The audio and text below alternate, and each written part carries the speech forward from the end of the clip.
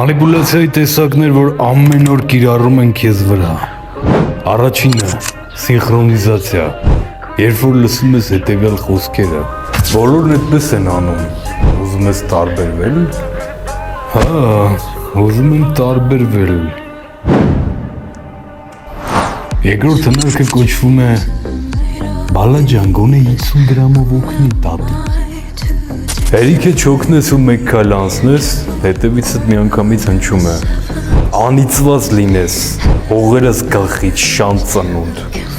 Հենց այդ նույն խեղճ տատիկի կողմից։ Խեղճիդ վրա ազդելով մանիպուլյատորը ամեն կերպ փորձում է կաթել քեզ։ Իմիջիալուց նույն բանն են անում մեր սիրելի պետության կարկառուն օրգանները։ Կեղծ բարեգործությունների, հանգանակությունների և սրտաճմլիկ քարոզների միջոցով։